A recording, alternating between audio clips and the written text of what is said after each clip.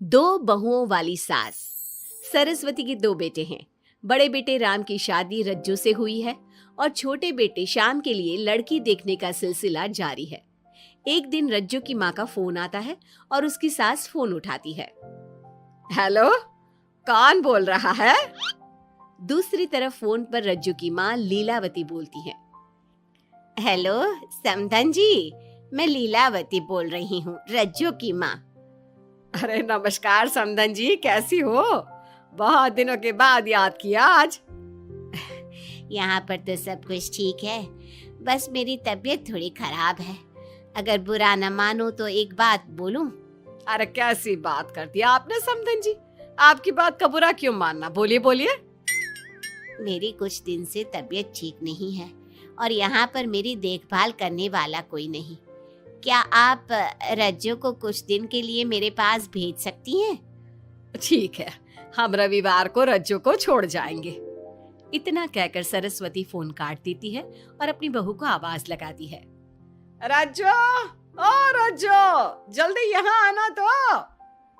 क्या हुआ माँ जी, कुछ चाहिए था क्या? अरे नहीं, कुछ नहीं चाहिए। अभी तुम्हारी माँ का फोन आया था, उनकी कुछ दिन से तबीयत खराब है, वो तुम्हें बुला रही है। राम को फोन करके कह दे कल की 2 ट्रेन की टिकट करा देगा, मैं भी जाऊंगी तुम्हारे साथ। इतना सुनते ही रज्जू राम को फोन करके सारी बात बताती है और 2 टिकट के लिए बोल देती है। शाम को खाने के टेबल पर सब रज्जू के जाने की बात करते हैं। तब रज्जू का देवर श्याम कहता है, भाभी आज बहुत खुश लग रही हो, मायके जाने की इतनी खुशी, उफ। खुश क्यों ना हो देवर जी, कितने दिन बीत गए अपनी माँ से मिले, और इस बार तो मैं 1-2 महीना रह कर ही आऊंगी। जब आपका मन करे तभी आना। अच्छा एक बात तो बताओ, वहां से क्या लाओगी मेरे लिए?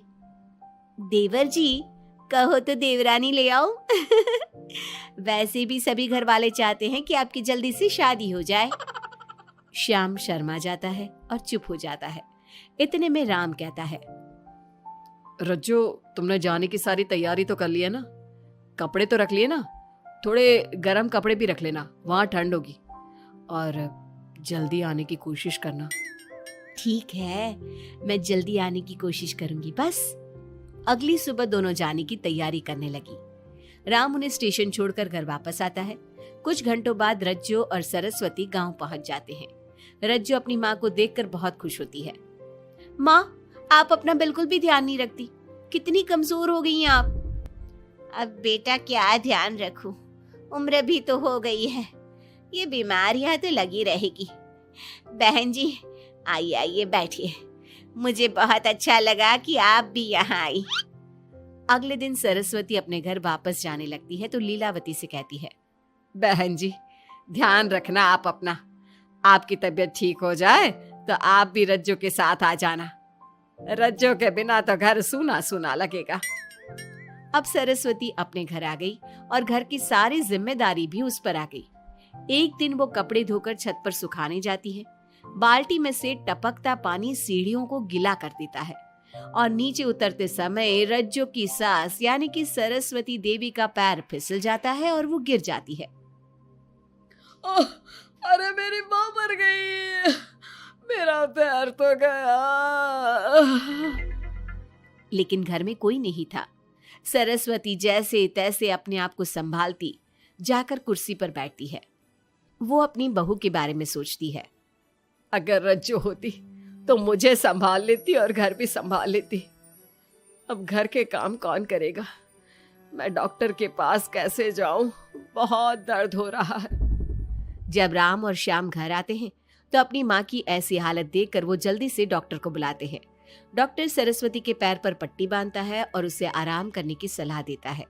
राम कहता है, माँ आप बस आराम करो, मैं रज्जू को खबर कर देता हूँ, वो कल ही यहाँ आ जाएगी। अरे रहने देना बेटा, उसकी माँ की तबीयत ठीक नहीं है, कुछ दिन में वो खुद ही आ जाएगी, उसे परेशान मत कर। माँ अब हमें श्याम की भी शादी कर देनी चाहिए, कभी घर में कोई ऐसी परेशानी आती है तो कोई तो होगा घर संभालने वाला। आप और रज्जू की घर के काम काज में मदद भी हो जाएगी। कुछ समय बाद श्याम की शादी सीमा से हो गई।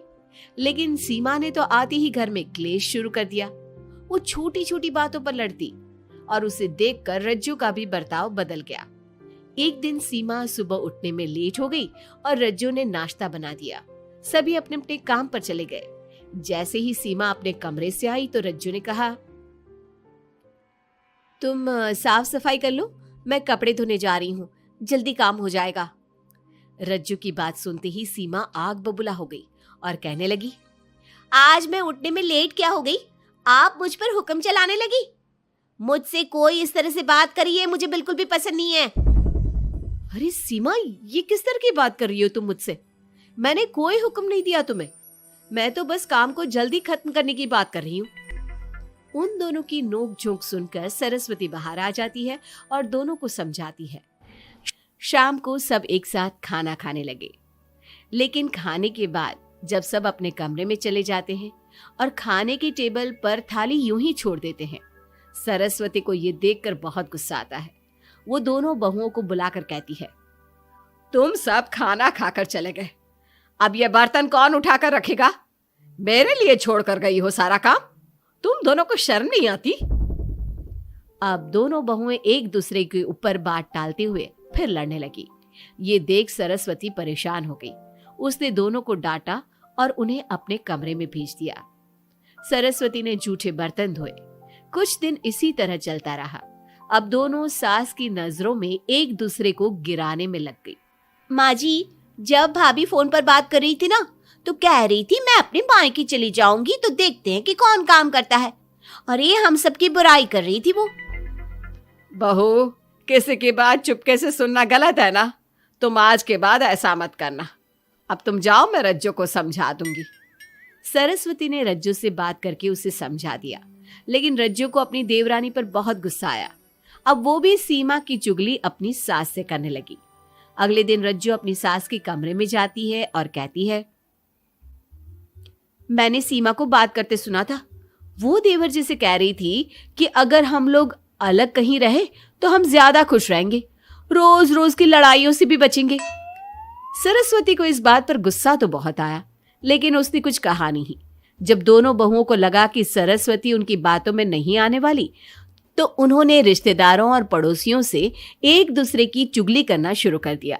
जब सरस्वती को ये बात पता चली तो उसने इनकी लड़ाई को शांत करने का उपाय निकाला। रज्जो, सीमा, यहाँ आओ दोनों। दोनों अपनी सास के पास आती हैं। कल मैं घर में हवन करवा रही हूँ। तुम पड़ोसियों और रिश्तेदारों को आने के लिए कह दो और हवन की सारी तैयारी कर लो। हवन का दिन आ गया। पंडित जी रामायण का पाठ करने लगे। माता सीता से महान कोई पत्नी नहीं। उन्होंने अपने पति के लिए सारे राजपाट, सुख सुविधाएं त्याग दी। अगर कोई पत्नी अपने पति को परिवार से अलग होने को कहती है तो वो पाप की भागीदार होती है और बेटों को भी मां से अलग नहीं होना चाहिए। सीमा पंडित जी की बात बहुत ध्यान से सुन रही थी और उनकी हाँ में हाँ मिला रही थी। ऐसे ही रामायण का पाठ अंतिम सीमा पर आ गया, जिसमें विभीषण के बारे में बताया गया था। अगर विभीषण अपने भाई का भेद न देता तो रावण का विनाश नामुमकिन था। पूजा खत्म होते ही सीमा बोल पड़ी, तभी तो मैं कहती हूँ परिवार में आपसी प्रेम होना बहुत जरूरी है। लेकिन मेरी सुनता कौन है इस घर में? आपसी प्रेम की बात कौन कर रहा है, जिसने घर में आती ही लड़ाइयां शुरू करवा दी। दोनों में फिर से नोक झोंक शुरू हो गई। सरस्वती दोनों को चुप कराते हुए बोली, अरे चुप हो जाओ तुम दोनों, पड़ोसी क्या कहेंगे, सब सुन रहे हैं तुम्हारी बातें। तभी उनमें से एक पड़ोसन बोलती है, सरस्वती बहन, क्यों चुप करवा रही हो अपनी बहुओं को? हमें तो इनके बारे में सब कुछ पता है। ये दोनों हमारे घर आकर एक दूसरे की चुगली करती है। तुम्हारे घर की हर छोटी से छोटी चीज पता है हमें। आंटी जी, हमने अपना समझ के आपको कुछ बता दिया तो इसका मतलब ये नहीं कि आप सबके सामने हमारी सास से हमारी शिकायत करेंगी। आप तो सबसे बड़ी चुगलखोर हो। सीमा की बात सुनकर सभी पड़ोसन उन्हें बुरा भला कहने लगी। उनकी बातें सुनकर दोनों बहुएं सबके सामने बहुत शर्मिंदा हुई। जब सब उनके घर चले गए तो सरस्वती ने अपनी बहुओं से कहा, अब तुम दोनों को तो बहुत खुशी होगी कि सारे मोहल्ले की औरतें हमारे ही घर में खड़ी होकर हमें ही सुनाकर चली गई। हमें काफी साल हो गए यहाँ रहते हुए, लेकिन आज तक किसी में भी इतनी हिम्मत नहीं थी कि हमसे ऊंची आवाज में भी बोल पाए।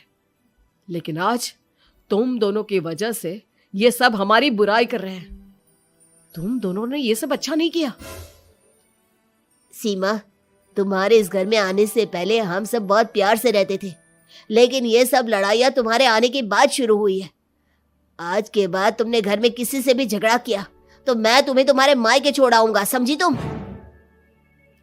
ये बात सुनकर सीमा रोने लगी और सबसे माफी मांगने लगी। पंडित जी भी ये सब देख रहे थे।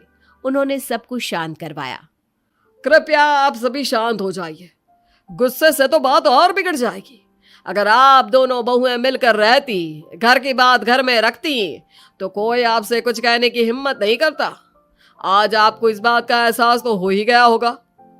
औरत ही तो होती है जो मकान को घर बनाती है। अब भी कुछ नहीं बिगड़ा, आप दोनों प्यार से रहो। आपके पड़ोसी और रिश्तेदार अपने आप चुप हो जाएंगे। पंडित जी की बात दोनों बहुओं की समझ में आ गई। अब दोनों प्यार से रहने लगी। इसी तरह समय बीत गया। अब पड़ोस की औरतें उनके प्यार की मिसालें देने लगी।